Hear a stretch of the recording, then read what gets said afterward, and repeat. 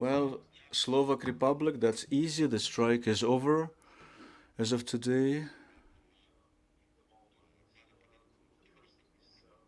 The only outstanding problem is on the Polish border because the checkpoint is blocked. They let 3 cars into Ukraine, one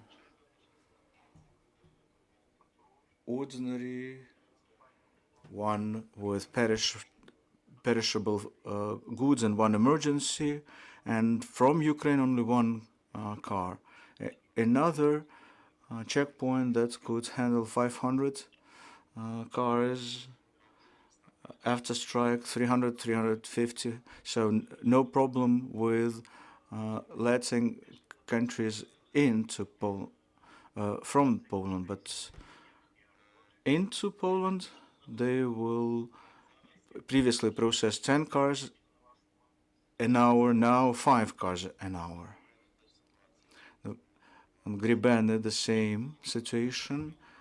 They had 10 cars an hour, now they process 3 cars an hour. And that's how many cars drive from Ukraine to Poland. As for Medyki and Sheginy, our side of the checkpoint, we feel no limitations, but from Medyki side, the strikers are still there, blocking the passage. So this is a collapsing situation. I don't believe in the positive outcome. Yeah, that happens for more than 2 months now, this whole situation, right? And what do you believe would be the potential way out of this? Well, you know, globally speaking, the economy of Ukraine lost more than 1 billion euros. Even more was lost by the Polish economy. And with such risks, we have the threat over our strategic partnership because it prevents contracts with European partners who, because of the transportation risks, go search elsewhere. We need to talk to our exporters and importers that the transfer of the border you should avoid Poland. Slovak Republic and Hungary less risks than with Poland for sure. Why? Slovak Republic, when it was on the strikes, the authority treated it categorically for deblocking the border. The longest wait was 4 days. The Hungarian authorities banned the blockade of the road. Romania cooperates with Ukraine quite proactively in deblocking checkpoints, including transit via Moldovan territory. And the presidents of 3 countries confirmed that, and we need to work on this some more. Those commodities that went to the ports of Odessa and those that went to Polish ports, they reoriented to Constanța now, and will stick to Constanța while I don't see any other way out but avoid Poland. Because 20 to 40 cars a day, come on. So far, they haven't blocked the railway transportation. There were threats, but no actions. So, if the Polish government, and by the way, tomorrow 2 ministers will have negotiations, Khodorkov, Vice Prime Minister, and the new Polish infrastructure minister, though yesterday he stated that there will be no fast deblocking, but this border is closed officially, and it will be opened only when Poland calculates its own costs and expenditures because of those actions. The Ukrainian Chamber of Commerce stated that last year such actions caused the 3 billion profit for Polish trade. This year 4 billion. But again, we have survived this strike for more than 1 month now.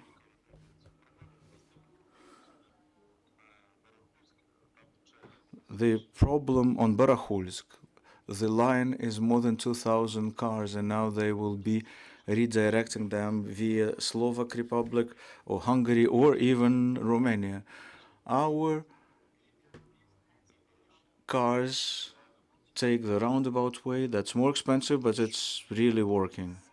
Volodymyr, if we talk about the change of the conditions of the strikers, those who block the Polish border, has they changed recently or stayed the same?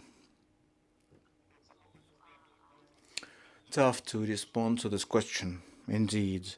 Objectively speaking, on the conditions that they stated in the initial notification, 6 bullets, they haven't changed. When we had the meeting with the Association of Polish Transportation Operators and those who are really behind the strike, we discussed 3 main conditions. Unfortunately, on December the 9th, we had another round of negotiations on Saturday, and the Polish side said, Groni Dolgobuchi only for Polish cars. Well, it's not only our government against this, but also the European Commission, who all qualify this as discrimination. But they said, if you address your own operators, then we will increase the throughput in all 4 checkpoints. Only Barahulsk would not be deblocked. So we addressed all of our operators on Saturday, all of our stakeholders, and even though this is not a popular step, we decided to make it happen, and it started working on Saturday night. Yesterday, the European Commission refused the Polish side to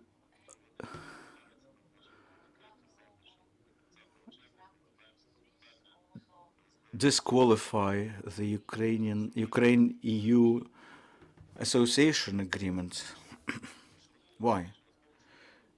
They blame us that we give certain privileges, but it was proven that in the territory of the EU, with a small number of commodities transported, we cannot compete. But Poland claims that Polish-Ukrainian border is the priority, but we have free access to the whole EU market.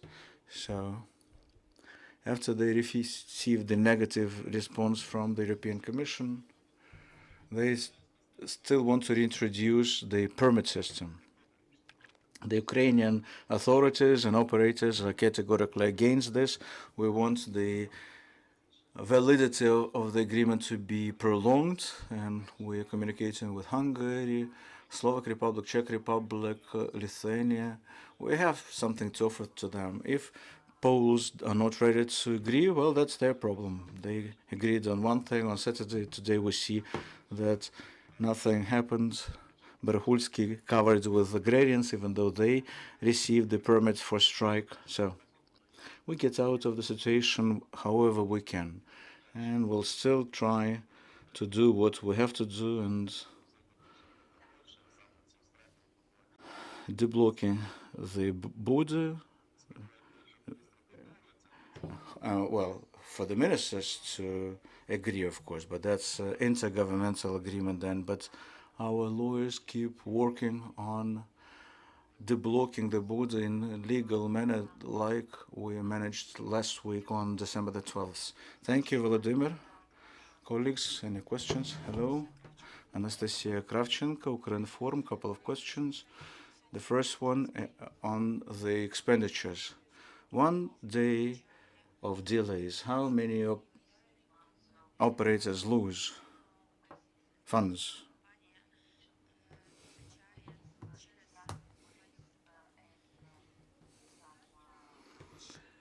And my second question,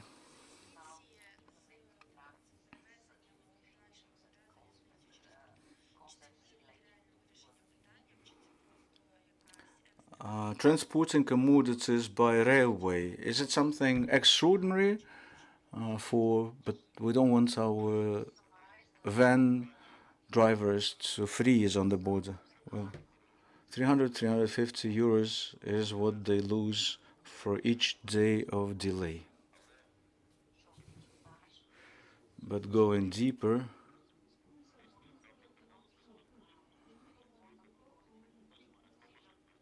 we can see that it depends on the number of fleet.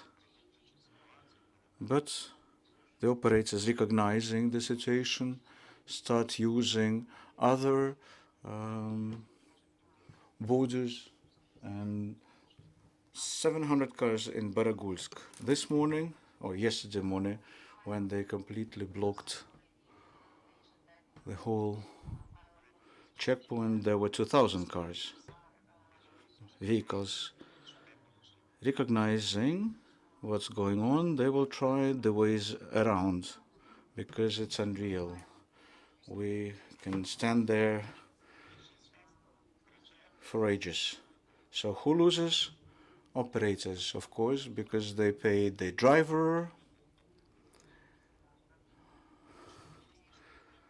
also to arrange that he has something to eat, to drink, and most importantly, that he would have some fuel left, or heater, a gas canister. So these are all costs. Філософські ці договірні відносини. Тому мене не хвилює, звичайно, збитки перевізників, недоотримані доходи, в тому числі теж той прибуток, що не дотримали. Але мене більше хвилює те, що сьогодні економіка держави втратила через цей страйк понад $1 мільярд євро. І це дуже важливі кошти для нашої економіки, в тому числі з точки зору податку. Тому треба, мабуть, повертатись до тих розмов, що все ж таки хто замовник цих страйків. І, скоріше за все, це наш, на жаль, північний сусід, який сьогодні воює з нами не тільки на сході і півночі, а й на заході. Я дуже дякую вам, пане Володимире. Нагадаю, шановні колеги, з нами був Володимир Балін, віце-президент Асоціації міжнародних перевізників. Дякую, залишайтеся з нами. Наш наступний брифінг відбудеться буквально за 10 хвилин. Ми будемо говорити про ситуацію на півдні нашої країни. Будемо обговорювати це питання разом з Наталією Гуменюк, начальником Об'єднаного координаційного прес-центру Сил оборони Півдня України. Тож дякуємо вам, працюємо далі разом на нашу перемогу і слава Україні!